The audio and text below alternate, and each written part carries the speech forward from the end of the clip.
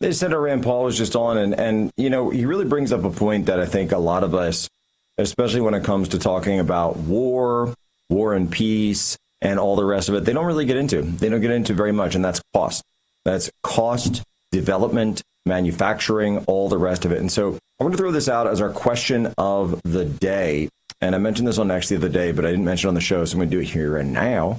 Is 1776 at humanevents.com, 1776 at humanevents.com. Where do you stand on the Ukraine war? Should the United States continue providing arms to Ukraine? Now, the arms that these air interceptor missiles that are being sent over now, this is part of the package and part of the military equipment and hardware that the Biden administration had allocated for Ukraine. So these are all Biden allocations that were done under the previous Congress and the previous presidency. However, now, of course, we know they're really done by an auto pen, but anything beyond that, and there's going to come a point very soon where that allocation runs out. And when that runs out, whether it's a couple of weeks, couple of months, there's going to be this question that comes down, and there's going to be tremendous pressure on the White House to fund more arms for Ukraine.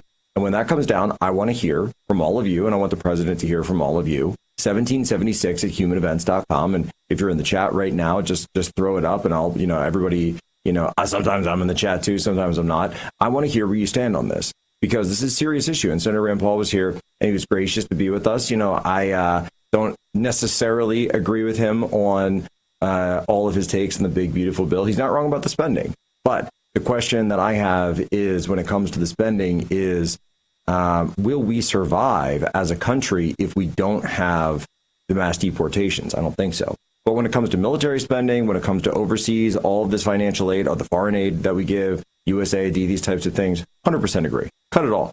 Just cut it all. What do you need it for? It doesn't help the people in the United States. That doesn't help the people in Western Pennsylvania. That doesn't help the people in Macomb County. That doesn't in Michigan. That doesn't help the people down in the Rio Grande Valley. It certainly doesn't help the people in Kerrville, Texas.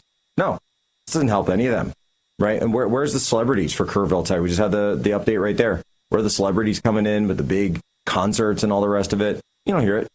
No, you don't hear it all. The huge benefits. You don't hear a peep.